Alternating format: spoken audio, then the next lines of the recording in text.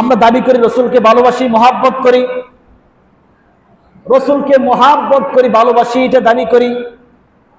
দাবি করার দ্বারা আল্লাহর ভালোবাসা পাওয়া যাবে না, রসুলের ভালোবাসা পাওয়া যাবে না। রসুল পাক সাল্লাল্লাহু হাদিস শরীফে ইরশাদ করেছেন, মুখে বলার দ্বারা ভালোবাসা অর্জন হয় না, মুখে বলার দ্বারা ভালোবাসা অর্জন হবে না, আল্লাহকে পাওয়া যাবে না। রসুল পাক সাল্লাল্লাহু আলাইহি ওয়াসাল্লাম ইরশাদ করেছেন, লা ইউমিনু আহাদুকুম হাত্তা আকুনা হাব্বা ইলাইহি মিন ওয়ালিদিহি ওয়া ওয়ালাদিহি ওয়ান নাসি আজমাইন। তোমরা মুমিন হতে পারবে না যতক্ষণ পর্যন্ত না আমি রসুল তোমাদের কাছে সবচেয়ে বেশি প্রিয় হয়, তোমার সন্তান, তোমার পিতামাতা, তোমার আত্মীয় স্বজন সকলের কাছ থেকে যতক্ষণ পর্যন্ত না আমি প্রিয় হব, ততক্ষণ পর্যন্ত তোমরা প্রকৃত মুমিন হতে পারবে না।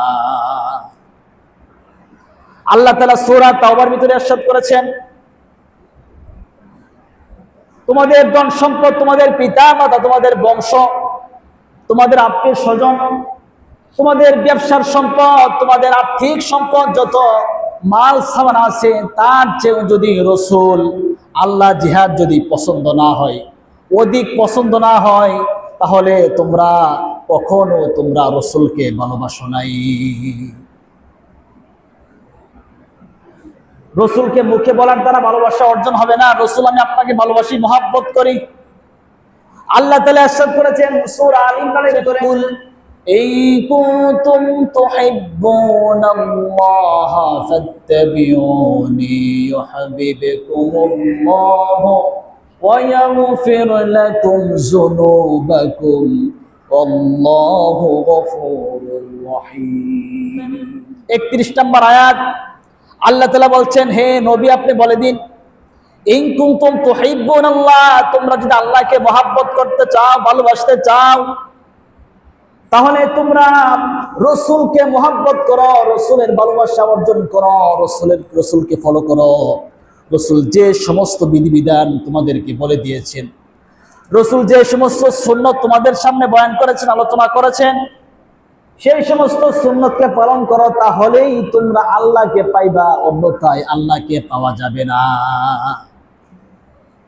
সরাসরি আল্লাহকে পাওয়া যাবে যাবে সরাসরি আল্লাহকে পাওয়া যাবে। আল্লাহ তাআলা নিজেই বলছেন, তোমরা আমাকে ভালোবাসতে হলে রসুলকে মহাব্বত করো। কে বলছে? বলছেন কে? কে বলছেন? আল্লাহ তাআলা নিজেই বলছেন, আমাকে ভালোবাসতে হলে, আমাকে পেতে হলে, আমাকে সরাসরি পাইতে পারবা না, তোমরা রসুলকে মহাব্বত করো। রসুল যেভাবে আমল করেছেন তোমরা সেইভাবে আমল করার চেষ্টা করো। আমরা মুখে দাবি করি রসুলকে মহাব্বত করি, রসুলকে ভালোবাসি। আমি এক নামদারি সুন্নি এলাকায় গিয়েছিলাম। নামদারি সুন্নি, নামদারি কি? যারা দাবি করে সুন্নি, সুন্নি নিজেদেরকে সুন্নি, রসুলের আশেক দাবি করে। আমি তাদের এলাকায় গিয়েছিলাম, খাবার খেতে বসলাম। খাবার খাওয়ার পর ওই মুরব্বী আমাকে বলতে লাগলো, আপনাদের এলাকা যারা ওয়াহাবি আছে তাদেরকে আমরা দেখতে পারি না। আমি তাকে বুঝিয়ে বললাম, আপনাদের এলাকার ভিতরে সুন্নি যারা দাবি করে তাদের ভিতরে যদি কেউ দাড়ি না রাখে, নামাজ না পড়ে, রোজা না রাখে, বিলা কুলুপ ব্যবহার না করে, রসুল যেভাবে আমল করেছেন, সুন্নত করেছেন, সে পালন না করে, তাহলে তারা কি আপনার দৃষ্টিতে সুন্নি হবে কিনা? মুরব্বী বলে, না, সুন্নি হবে না, সে রসুলের দুশমন, সে দাড়ি কেটেছে, রসুলের দুশমন হবে। আমি বললাম, আপনাদের এলাকার ভিতরে মানুষ যেভাবে সুন্নি আছে, আমাদের এলাকার ভিতরে মানুষ সুন্নি আছে। অর্থাৎ সুন্নত মানে হলো, সুন্নি মানে হলো যারা রসুলকে পঙ্খানুপঙ্খান অনুসরণ করবে। তার দেশ হোক টেকনাফ, তার দেশ হোক কুমিল্লা, তার দেশ হোক ঢাকা, যেখানে থাকতে পারে, তার দাড়ি থাকতে হবে, রসুলকে মহাব্বত করতে হবে, রসুলের ভালোবাসা অন্তরে ফিট করতে হবে। শুধু আমার এলাকা সুন্নি, এই এলাকা দিয়ে রসুলের কাছে ভালোবাসা পাওয়া যাবে না, আল্লাহর কাছে ভালোবাসা পাওয়া যাবে না, কবরের ভিতরে ভালোবাসা পাওয়া যাবে না। দাবি করি রসুলকে মহাব্বত করি, রসুলের মহাব্বত অন্তরে আছে, দাবি করি। স্কুলে মাদ্রাসায় ভর্তি হওয়ার পর